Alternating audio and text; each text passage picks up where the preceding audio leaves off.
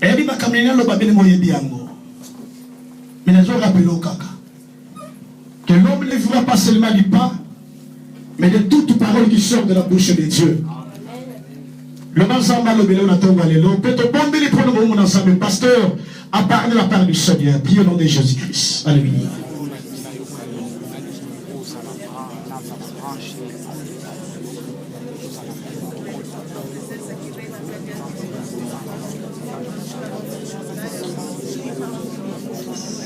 Je te demanderai de lever tes mains, s'il te plaît. Soyez dans la présence du Seigneur, bien-aimé.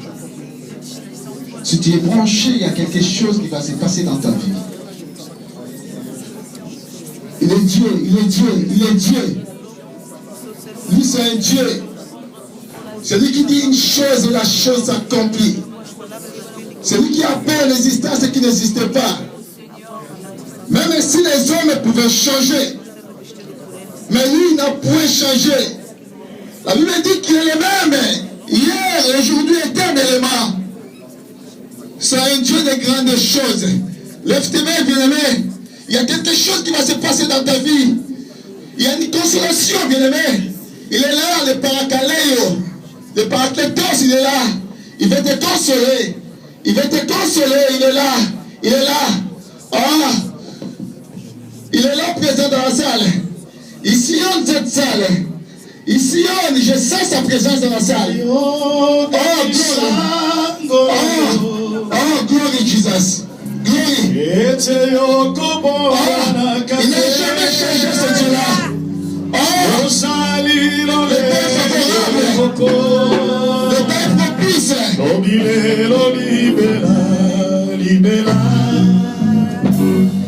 Nayoka kisango nayo ete yokobonga nakate osali lolenge loko il est toujours Dieu bien-aimé obilelo libela libela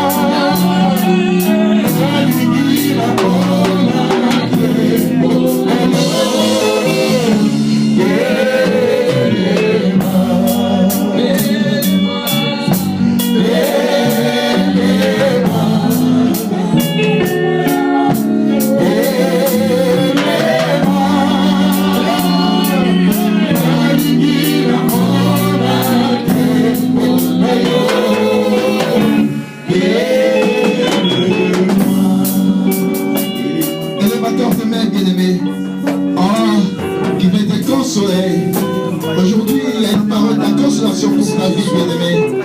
Aujourd'hui, bien-aimé, il veut te consoler, il veut te réconforter, il va t'encourager, bien-aimé. Il a vu comment tu es désemparé. Il a vu, bien-aimé, il est là, il est là. problèmes. Celui qui donne les résultats des problèmes. Il est présent. Il est présent. Il est présent. Il est présent. Il est présent. Il est présent. Il est présent. Il agit maintenant. Il agit. Il agit. Il agit.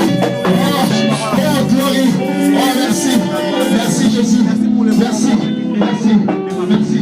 Oh, tu es merveilleux. Tu es merveilleux, l'agneau de Dieu. Tu es merveilleux. Oh, sois loué, sois glorifié. C'est toi qui vis d'âge en âge. L'éternité à l'éternité, tu es Dieu. Que la gloire soit rendue à toi, l'agneau de Dieu. Que soit encore le parfait. Seigneur, car c'est toi qui le mérites. Tu es digne. Tu es digne d'être élevé dans ces lieux. Tu es digne d'être magnifié. Oh, glorifié. Oh, merci pour les grandes choses. Merci pour ta présence au milieu de ton peuple, grand Dieu. Merci, merci. Sois loué, sois glorifié. Sois loué, sois glorifié. Oh, nous disons tous comme cette personne. Amen. Amen. Amen, amen, amen. Je vous prie de vous asseoir, s'il vous plaît.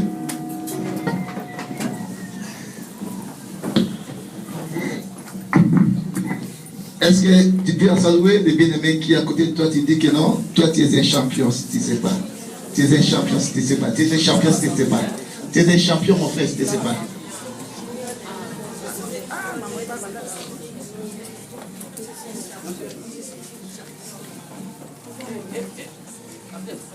Dans son palais, tout s'écrit. Dans son palais, tout s'écrit. Oui, mais pour la troisième fois, je vous en supplie, pour l'amour de Dieu, de manifester cette gloire, de rendre gloire à Dieu. C'est lui qui est suprême. Et je vous prierai de vous lever pour la troisième fois, bien-aimé, pour donner la gloire à celui qui a créé les cieux et la terre. Shalom. Dans son palais, tout s'écrit. Amen. On dit trois fois. Gloire, gloire, gloire. On pousse les cris de joie. Amen. Je recommence. Première fois, deuxième fois, puis la troisième fois, bien aimé, nous allons nous lever et nous pousserons des cris de joie, bien aimé. C'est pas pour moi, pour celui qui a créé les cieux et la terre. Shalom. C'est pour celui qui t'a créé, toi. Shalom, l'église. Dans son palais, tout s'écrit. Gloire. Dans son palais, tout s'écrit. Gloire. Maintenant, pour la troisième fois, j'aimerais que toute l'église, bien aimé, s'il vous plaît, nous devons nous lever, bien aimé, pour manifester cette gloire à celui qui nous a créés. Dans son palais, tout s'écrit. Gloire, gloire, gloire. C'est lui le mari de Dieu. C'est lui le père de ton frère. Jésus.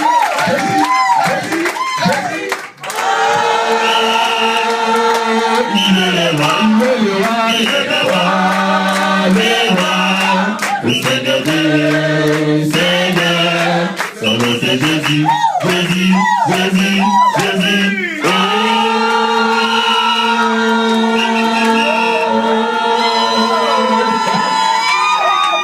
Amen, amen, amen. Son nom c'est qui? Son nom c'est qui? Son nom c'est qui? Applaudissez fortement pour la gloire de Dieu.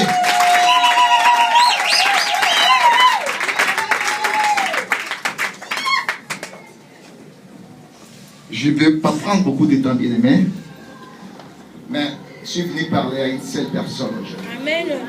Shalom, l'église. Il y a une parole de consolation pour ta vie. Amen. Bien qu'il est bien aimé, tu as eu beaucoup de soucis pour ta vie.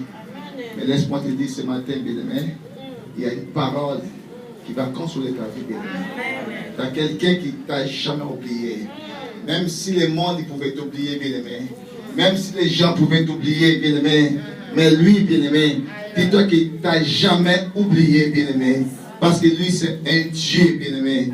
Même si ton père pouvait t'oublier, bien aimé. Même si je ne sais pas qui, bien aimé, pouvait t'oublier. Mais il y a quelqu'un, bien aimé. Le jour-là, quand il s'est rendu à Nazareth, là où il était élevé, selon sa coutume, selon sa tradition. Ah! La Bible dit, on aurait mis les livres du prophète Esaïe. Oh là là là là là. Mais je me demande, pourquoi seulement les livres du prophète Esaïe? Point d'interrogation. Shalom l'église. Shalom. Il y avait beaucoup de livres. Il y avait les Pentateuques. Il y avait les livres de Samuel. Mais on lui ramena seulement les livres des prophètes d'Ésaïe. Quand il déroula les livres, les rouleaux, juste il est tombé là où il est marqué l'Esprit du Seigneur est sur moi. Shalom. Il m'a oint pour annoncer la bonne nouvelle aux pauvres. Il m'a envoyé pour libérer les opprimés. Bien aimé, aujourd'hui, il y a une parole qui va te consoler.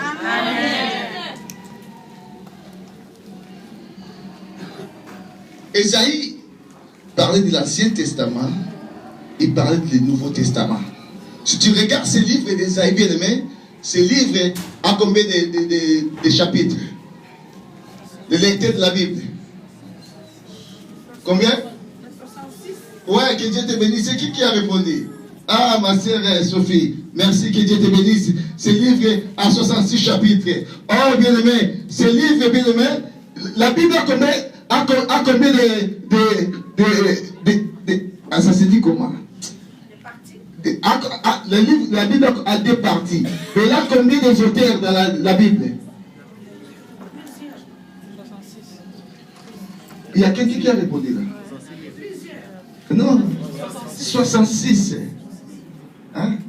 La Bible a 66 livres. Shalom. Or, quand on a remis les livres des prophètes d'Ésaïe, on a donné la Bible de cette main.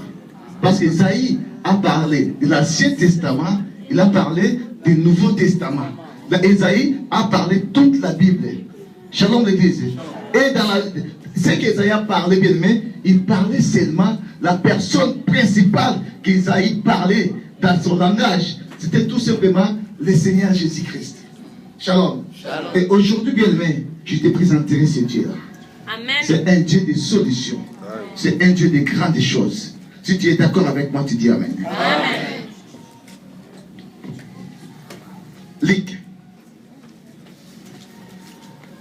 Luc 7, verset 11 à 16. Luc 7, 11 à 16. Les jours suivants, Jésus alla dans une ville appelée Naïm. Ses disciples, une grande foule, faisaient route avec lui. Lorsqu'il fit près de la porte de la ville, voici on portait en terre un mort, fils unique de sa mère qui était veuve. Et il y avait avec elle beaucoup de gens de la ville. Le Seigneur, l'ayant vu, fit tenir des compassions pour elle et lui dit, ne pleure pas. Il s'approcha et touchant le cercueil, ceux qui le portaient s'arrêtèrent. Il dit, jeune homme, je te le dis, lève-toi. Et le mort s'assit et se mit à parler. Jésus le rendit à sa mère. Tous se furent saisis de crainte et ils glorifiaient Dieu en disant, un grand prophète apparaît parmi nous et Dieu a visité son peuple. Amen. Amen. J'intitule mon thème Jésus-Christ, la source de la consolation. La consolation en hébreu, dans la langue hébraïque, ça s'appelle Niam. N-I-H-A-M. N-I-H-A-M. Et dans la langue grecque, ça s'appelle Parakletos. C'est ça qu'on appelle la consolation. Alors, qu'est-ce que la consolation? La consolation, ce n'est rien d'autre que le réconfort, le soulagement qu'on donne à quelqu'un. C'est ça qu'on appelle la consolation.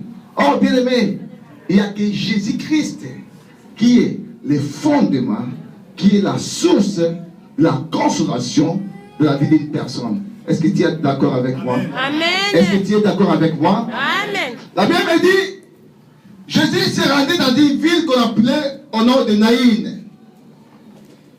Or, il s'est passé des choses dans la ville là. Jésus, il rendait.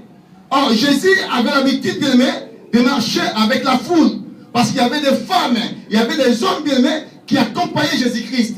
Parce qu'il savait que l'homme que nous accompagnons, c'est un homme, c'est un grand prophète parmi tous les prophètes. C'est pour ça, bien aimé, même tous les prophètes, bien aimé, de Genèse à Jean, bien aimé, tous les prophètes disaient toujours ainsi dit l'Éternel. Ils avaient un message qui ramenait de la part de l'Éternel. Mais Jésus-Christ avait notre langage. À son époque, bien aimé, il disait aux gens, en vérité, je vous l'ai dit. C'était différent, bien aimé, parce qu'il a fallu que les prophètes puissent prendre le message de la part de l'Éternel. Mais Jésus-Christ, en lui, on lui a dit, il y avait l'Esprit de Dieu Tout-Puissant. Shalom l'Église. Tout ce qu'il disait, bien aimé, c'était oui et amen. Même Diangen ne pourra pas changer cette parole. Amen. Shalom l'Église. Et la Bible dit, il s'est rendu avec ses disciples, avec une foule, dans une ville qu'on appelait Naïn. Oh, dans cette ville-là, bien aimé, il y avait une désolation, il y avait un souci, il y avait un problème dans cette ville-là, parce qu'il y avait un fils d'une veuve qui était mort.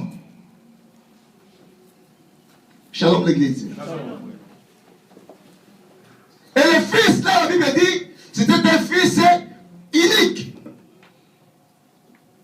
Bien aimé, vous savez, dans la vie d'une personne, si j'ai beaucoup d'enfants, je sais que ça fait mal de perdre un enfant. Mais si j'en ai au moins 10, 5, 6, les autres pouvaient encore me consoler. Shalom l'Église. Mais si j'en ai qu'un seul, bien aimé, si la seule personne avec qui, bien aimé, je m'accroche, je compte, et s'il meurt encore, bien aimé, ça ne sera pas facile dans la vie d'une personne. Shalom l'Église. La Bible me dit, cette femme, elle était déjà veuve, elle avait déjà perdu son mari, et elle restait avec son fils.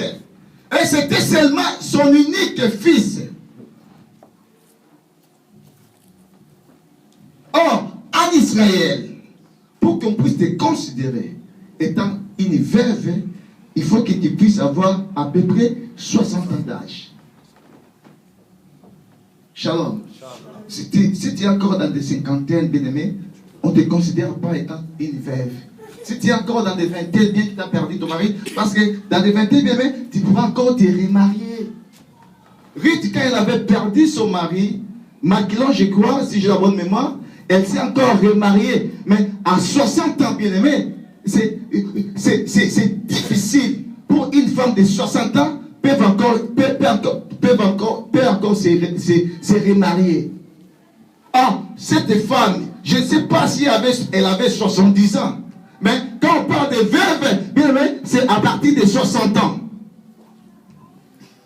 Je crois que son fils, il était tout pour la femme.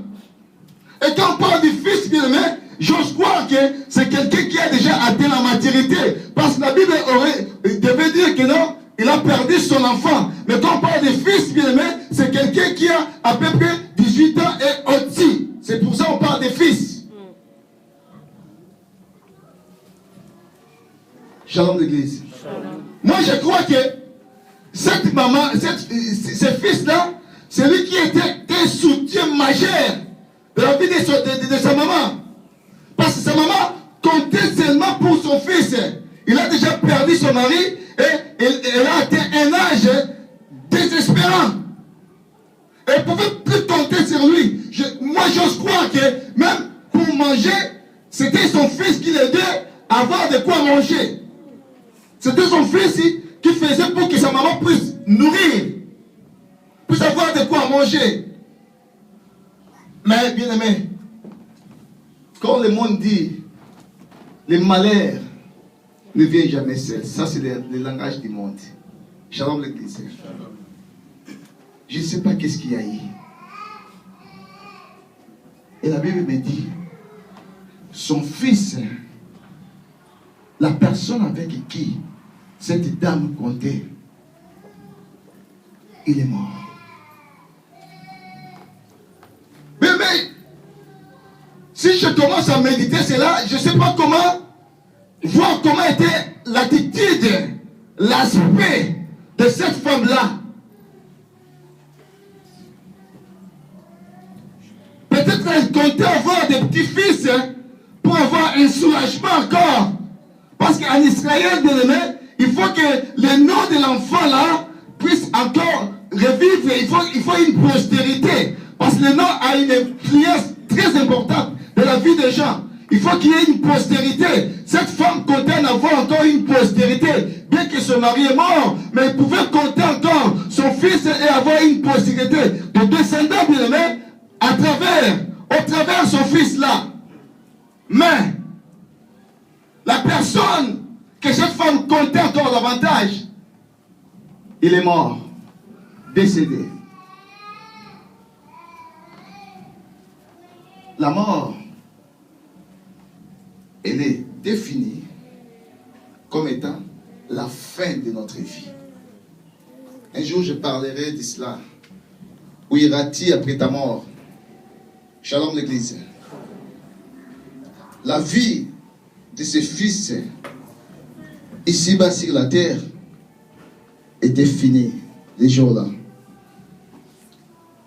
Et quand quelqu'un meurt, bien aimé, on fait des cérémonies. Mais on ne peut pas rester avec lui pendant longtemps. Pendant beaucoup de temps, bien aimé. Parce que quand quelqu'un meurt, il n'est plus un vivant. Voire même Salomon qui pouvait nous dire, un chien qui est vivant vaut encore plus qu'un lion qui est mort. Parce qu'un chien qui est vivant, on pouvait qu'en compter avec le chien qui est vivant. Shalom. Mais un lion, quand il est mort, bien aimé, il ne sera plus le roi des animaux. Je pense que si le chien se balade, il voit un lion mort, il peut rire, il peut sourire, que non, je suis libre, parce que le lion n'a plus la vie, parce qu'il est mort. C'est pour ce que Salomon nous dit, un chien vivant compte encore plus qu'un lion qui est mort. Shalom.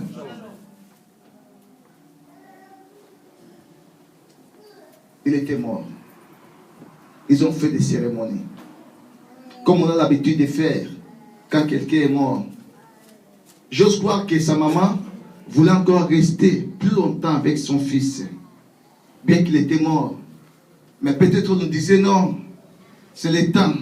Il faut qu'on aille enterrer ton fils. Il avait beaucoup de monde avec elle. Il y avait des gens, je pense, des gens qui venaient consoler cette maman. Il y avait des gens qui étaient touchés aussi. Mais oui, quand quelqu'un est mort, on vient faire la consolation. On vient là, bien aimé, pour réconforter la personne, c'est bien. Mais est-ce que nous ramenons vraiment la solution à la personne? Point d'interrogation. Shalom l'Église. Et c'était pareil, c'était un cas pareil. Elle était accompagnée avec une foule aussi. Une foule de la mort qui ramenait les cadavres pour aller enterrer les cadavres. Et de l'autre côté, bien aimé, il y avait encore une foule qui venait, qui chantait, qui glorifiait Dieu. Et de l'autre côté, c'était la foule qui venait pour sortir, pour aller enterrer. Une foule de la désolation, une foule de la tristesse. Shalom l'Église. Et là, il fallait que ces deux foules puissent se croiser. Les mathématiciens nous disent plus, moins, ça fait, c'est égal combien? Moins. Voilà, ça c'est les mathématiciens. Mais ce n'est pas dans les calculs de Dieu. Shalom l'Église. Dans les calculs de Dieu, bien-aimé, si tu te croises avec un plus qui est Jésus-Christ, bien-aimé, ça ne sera pas moins. Ça sera toujours plus. Amen. Parce que la personne que tu vas te croiser, ce n'est pas un homme. Shalom. Les hommes bien-aimés peuvent être dans les moins. Mais Jésus-Christ, dans son parcours, il n'a jamais existé de moins. Tout ce qu'il a fait, tout son parcours, c'était de plus, de plus, de plus. Shalom l'Église. Oh, il y avait une foule.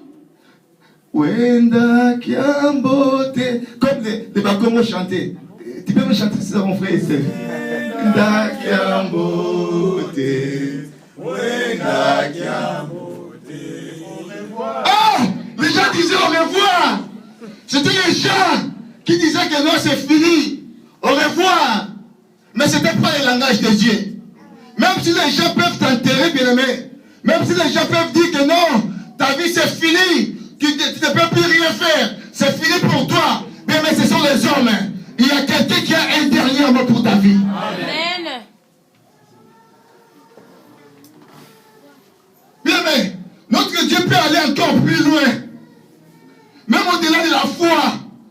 Même si, bien-aimé, il n'y a pas la foi, bien-aimé, le Dieu est capable d'accord de faire des choses même s'il n'y a pas la foi. Shalom. Shalom. Est-ce que vous croyez qu'il est mort, il a la foi?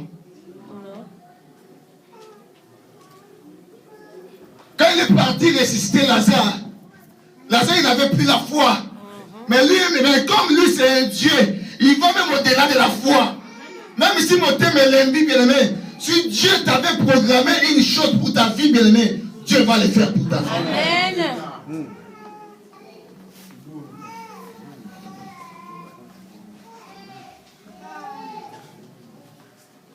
Les gens pleuraient. Pleuraient. C'est fini. Parce que la mort, c'est la fin.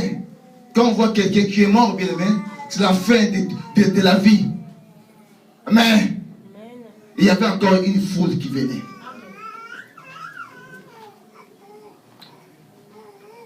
Alléluia, Hosanna. Alléluia. La foule chantait, glorifiait Dieu, la gloire de Dieu. Et quand Jésus-Christ a vu cette femme, bien, mais il y a une chose qui m'a impressionné en Jésus-Christ. La Bible dit, quand il a seulement aperçu la... Je ne sais pas comment était la femme là, qui avait perdu son unique fils. Et il y avait encore une chose. Vous savez, comment je peux dire, dans l'ancienne époque, bien aimé, des villes, il y avait des portes, bien aimé, pour sortir dans des villes, il y avait des portes. Et la Bible dit, et ils sortaient, ils allaient pour sortir, parce qu'on n'enterrait pas des gens dans la ville. Il faut sortir de la porte pour aller enterrer les gens. Shalom l'église. Ils sortaient de la porte de Naïn pour aller enterrer. Or, il y avait encore quelqu'un, bien aimé, qui a entré de la porte de Naïn. Il y a quelque chose que je vais révéler là-dedans. Shalom l'église. La femme sortait dans une porte pour entrer encore dans une autre porte. La Bible dit, quand Jésus a vu la femme là, la première des choses, la Bible dit, il était témis de... Les intercesseurs savent ça. Quand il a seulement aperçu la femme, la première des choses, de son attitude, bien aimé, la Bible dit, il était émis de compassion. Mais si tu regardes toute la foule qui accompagnait Jésus, la foule qui était avec la femme, personne avait la compassion de la femme là. Shalom l'église. Shalom. C'est quoi la compassion? La compassion, j'aime pas comment les Français définissent la compassion. J'aime comment les Hébreux définissent la compassion. La compassion, bien aimé, c'est partager la même souffrance, la même difficulté, les mêmes soucis, les mêmes problèmes avec ma sœur Paola. Shalom. Il y a 2 jours, il y a 3 jours passés, j'ai vu mon fils regarder la télé. Il y avait quelqu'un qui a reçu une balle. Et la personne là, il a reçu une balle. Et comme il fuyait, et il est parti enlever la balle lui-même. Il a mis premièrement des choses. Là, il avait reçu la balle. Et il a pris un couteau pour enlever la balle. Quand mon fils a dit, oh! Mon fils directement, il a touché son côte. Oh! il a fait comme ça. Oh. Ah, moi j'ai senti, j'ai dit non, ça c'est l'attitude de la compassion. Parce qu'il a senti comme si c'était lui qui avait pris cette balle-là. Shalom l'église. C'est ça la compassion. C'est-à-dire partager la même souffrance, la même difficulté, les mêmes problèmes avec la personne qui souffre. Je peux dire non, j'ai pitié de la personne, mais c'est pas ça la compassion. La cause à mon frère Steve, mais tout notre l'autre côté, ils ont compassion. Mais la compassion, celui qui a la compassion, bien aimé, il faut qu'il fasse quelque chose.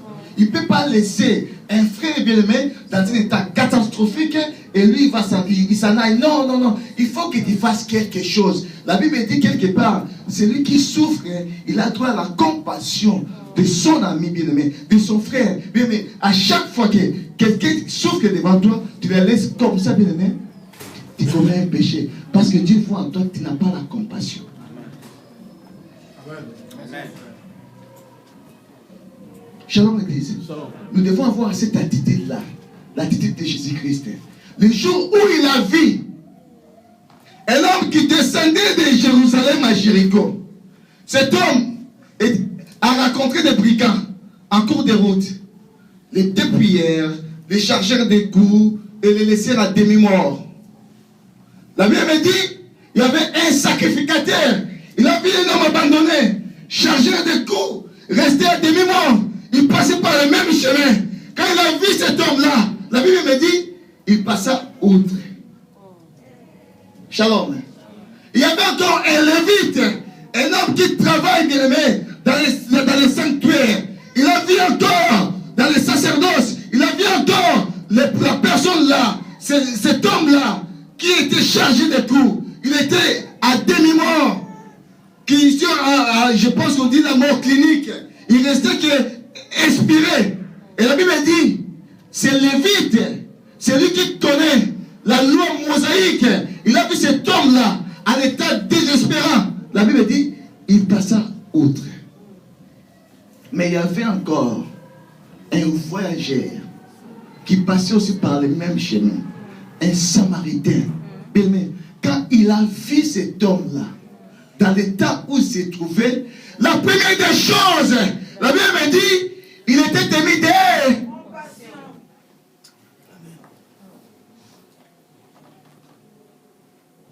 Shalom l'église. Le jour que le père avait vu son fils qui avait pris ses biens, il est parti dissiper ses biens, faire les disputes comme ça se dit en portugais. Il est parti dissiper son pognon, tout ce qu'il avait pris de son père. Il a dit à son père, donne-moi la part de mes biens qui me revient à moi. Oui, le père lui donna. Il a pris l'argent, il a pris des grandes choses. Je ne sais pas si des voitures. Il est parti, il a commencé à dissiper, à dépenser les biens de son père, jusqu'à ce qu'il est devenu avec zéro. Il est parti même travailler là où on élève des porcs. La Bible dit, un jour même, il a voulu se rassasier, bien aimé, des aliments que mangeaient les porcs. Or, un porc, bien aimé, en Israël, c'est un animal impur. Mais le jour qu'il a pensé que je vais retourner vers mon père, quand il a pris cette attitude-là, il est parti, il est retourné vers son père. La Bible me dit, quand le papa a aperçu seulement son fils de loin, il était émis de compassion. Il a senti que non, c'est comme si c'était moi-même qui a subi cette situation-là. Bien aimé, quand on a compassion, on fait quelque chose. Des fois, bien aimé, je ne fais pas parce qu'il me manque une chose. Je n'ai pas la compassion. J'ai jamais su qu'est-ce qu'on appelle la compassion, bien aimé. C'est partager la même souffrance, la même difficulté. Quand Jésus a vu cette veuve, une dame de 60 d'années, une dame, je ne sais pas, de 70 ans, quand Jésus avait vu cette dame, la façon elle était, la première des choses, la Bible me dit, il était émis de compassion. Jésus a vu comme si celui qui passait cette situation-là, il a vu comme si la femme-là était lui-même Jésus-Christ. Et Jésus, il a fallu qu'il fasse quelque chose. Et quand il a vu cela, il a arrêté les cercueils. Oh, il y avait encore une chose qui s'est passée. La femme là sortait, il était à Naïn, mais il a fallu que la femme puisse sortir de la porte de Naïn pour entrer encore dans une autre porte, bien aimé. Il y a des fois, bien aimé, tu n'as pas la consolation. Il y a des fois, bien aimé, il n'y a pas de miracle qui s'opère dans ta vie, parce qu'il y a une porte que toi tu oublies dans ta vie. Il dit, en vérité, je vous le dis, je suis la porte des brebis. À moi, les brebis entrent. À moi, les brebis sortent. À moi, les brebis ont des pâturages. Ils ont de quoi manger. À moi, Jésus. Il a fallu que cette femme franchisse encore une porte. La porte de la malédiction. Il a fallu qu'elle sorte de la porte de la malédiction pour entrer encore dans une porte de la bénédiction qui se nomme Jésus-Christ.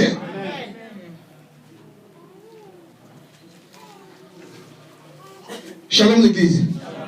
Toute personne, bien aimé, toute personne qui s'est croisée avec le Seigneur Jésus-Christ, sa vie n'a pas resté la même. Amen. Il y a des fois, bien aimé, que tu n'as pas la consolation. Excusez-moi. Tu n'as pas, bien aimé, la solution à ton problème. C'est parce que tu n'as pas encore franchi la porte là. La porte de Jésus-Christ. Il y a une porte, bien-aimé. Si tu franchis, bien-aimé, cette porte-là, dans ta vie, bien-aimé, tu auras une consolation. Et cette consolation, bien-aimé, Dieu fera quelque chose dans ta vie.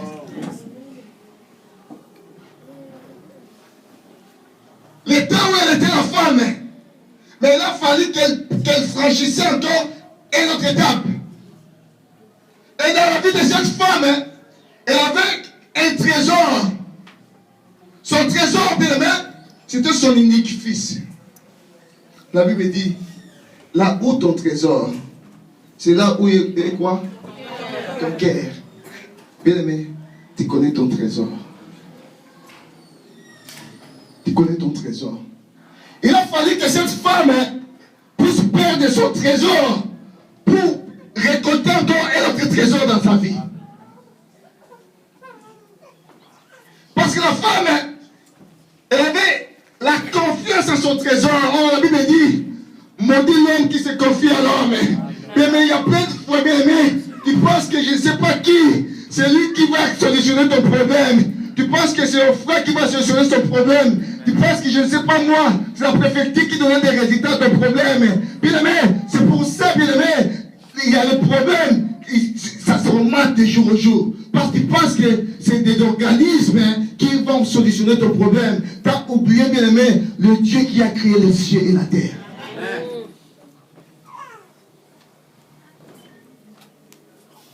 Comme elle avait la totale confiance, la parfaite confiance à son fils, bien aimé, notre Dieu est jaloux.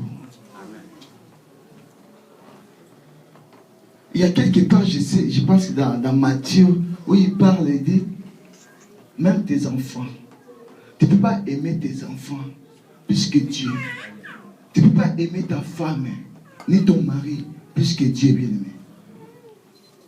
Si tu le fais, bien-aimé, Dieu devient jaloux de toi. Il aime toujours être dans la première position. Il n'a jamais voulu la dernière position, bien-aimé. C'est pour ça, bien-aimé, dans ta vie, il n'y a pas la consolation. Il y a des problèmes sur problèmes, bien-aimé. Mais quand cette femme avait perdu son fils, bien-aimé, il a fallu qu'elle puisse recevoir encore une autre consolation dans sa vie. La Bible dit, quand Jésus a vu l'attitude de la femme, il a arrêté les cercueils. Il a arrêté les cercueils. Et notre Dieu, c'est lui qui dit une chose, une parole, et la chose ça s'accomplit. Il appelle en existence ce qui n'existait pas de lui. Même les morts écoutent sa voix. Toutes choses obéissent à son nom. Quand il dit une chose, bien aimé, vouloir ou pas, qu'il pleuve, qu'il neige, la chose doit s'accomplir.